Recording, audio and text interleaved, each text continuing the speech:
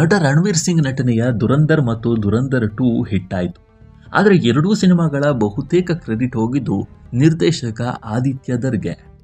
ದುರಂಧರ್ ಬಳಿಕ ದೊಡ್ಡ ಸಿನಿಮಾದಲ್ಲಿ ರಣವೀರ್ ನಟಿಸಲಿದ್ದಾರೆ ಅಂದುಕೊಳ್ತಾ ಇದ್ದಂತೆ ಅವರನ್ನು ಬಾಲಿವುಡ್ನಿಂದಲೇ ಬ್ಯಾನ್ ಮಾಡಲಾಗಿದೆ. ಆದರೆ ಈ ಬ್ಯಾನ್ ಘೋಷಣೆ ಆಗುತ್ತಿದ್ದಂತೆ ನಟ ರಣವೀರ್ ಸಿಂಗ್ ಮೈಸೂರಿನ ಚಾಮುಂಡಿ ಬೆಟ್ಟಕ್ಕೆ ಓಡಿ ಬಂದಿದ್ದಾರೆ.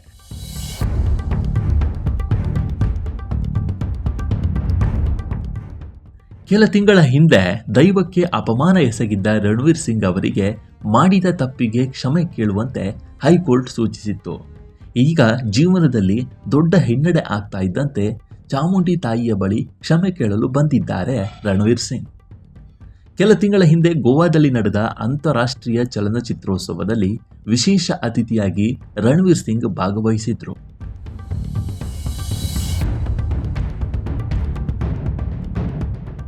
ಅದೇ ಕಾರ್ಯಕ್ರಮದಲ್ಲಿ ನಟ ರಿಷಬ್ ಶೆಟ್ಟಿ ಸಹ ವೇದಿಕೆಯ ಮುಂದೆ ಇದ್ದರು. ಈ ವೇಳೆ ರಿಷಬ್ ಅವರನ್ನ ಮಾತನಾಡಿಸುವ ಸಂದರ್ಭದಲ್ಲಿ ಅತಿಯಾಗಿ ಆಡಿದ ರಣವೀರ್ ಸಿಂಗ್ ತೀರಾ ಕೆಟ್ಟದಾಗಿ ಅಸಹ್ಯಕರ ರೀತಿಯಲ್ಲಿ ದೈವವನ್ನ ಅನುಕರಣೆ ಮಾಡಿದ್ರು. ರಿಷಬ್ ಶೆಟ್ಟಿ ಬೇಡ ಅಂದ್ರೂ ಸಹ ಅನುಕರಣೆ ನಿಲ್ಲಿಸಲಿಲ್ಲ ರಣವೀರ್ ಸಿಂಗ್. ಈ ಬಗ್ಗೆ ತೀವ್ರ ವಿರೋಧ ವ್ಯಕ್ತವಾಯಿತು. ಮರುದಿನವೇ ರಣವೀರ್ ಸಿಂಗ್ ಕ್ಷಮೆ ಕೇಳಿದರಾದರೂ ಈ ಬಗ್ಗೆ ಹೈಕೋರ್ಟ್ನಲ್ಲಿ ದೂರು ದಾಖಲಾಗಿತ್ತು.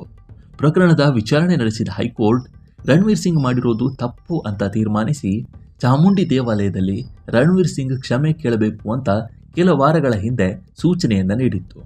ಆದರೆ ರಣವೀರ್ ಸಿಂಗ್ ಅದನ್ನು ಗಂಭೀರವಾಗಿ ಪರಿಗಣಿಸಿರಲಿಲ್ಲ.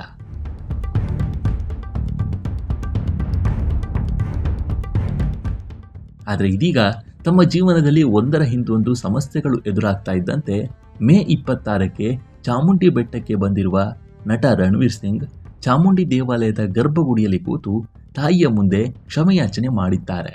ಅಲ್ಲದೆ ದೇವಾಲಯದಲ್ಲಿ ವಿಶೇಷ ಪೂಜೆಯನ್ನು ಸಹ ಮಾಡಿಸಿದ್ದಾರೆ. ಕೆಲ ಹರಕೆಗಳನ್ನು ಸಹ ರಣವೀರ್ ಸಿಂಗ್ ಹೊತ್ತಿದ್ದಾರೆ ಎನ್ನಲಾಗ್ತಿದೆ. ರಣವೀರ್ ಸಿಂಗ್ ಚಾಮುಂಡಿ ದೇವಾಲಯದಲ್ಲಿ ಪೂಜೆಯಲ್ಲಿ ಪಾಲ್ಗೊಂಡಿರುವ ಫೋಟೋಗಳು ಇದೀಗ ವೈರಲ್ ಆಗಿದೆ.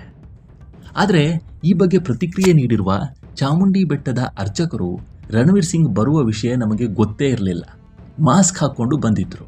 ಇಲ್ಲಿಗೆ ಬಂದ ನಂತರ ಮಾಸ್ಕ್ ತೆಗೆದ ನಂತರವೇ ಅವರು ರಣವೀರ್ ಸಿಂಗ್ ಅಂತ ನಮಗೆ ಗೊತ್ತಾಗಿತ್ತು.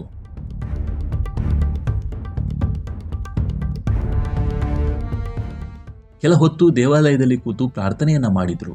ಯಾವ ಪ್ರಾರ್ಥನೆ ಮಾಡಿದ್ರು, ಏನು ಕ್ಷಮೆ ಕೇಳಿದ್ರು ಅನ್ನೋದು ಗೊತ್ತಿಲ್ಲ. ಆದರೆ ದೇವಿಯ ಮುಂದೆ ಕೂತು ಪ್ರಾರ್ಥನೆ ಮಾಡಿದ್ದಂತೂ ಸತ್ಯ ಅಂತ ಹೇಳಿದ್ದಾರೆ.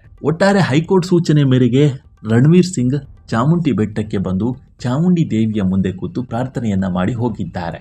ಮುಂದಿನ ದಿನಗಳಲ್ಲಿ ಅವರ ಸಿನಿಮಾ ಜರ್ನಿ ಇನ್ನಷ್ಟು ಬೆಳೆಯುತ್ತಾ ಅಥವಾ ಇದೀಗ ಆಗಿರುವ ಬ್ಯಾನ್ ಆದೇಶ ಮತ್ತೆ ಅವರನ್ನು ಕಾಡುತ್ತಾ ಅನ್ನೋದನ್ನು ಕಾದು ನೋಡಬೇಕಾಗಿದೆ.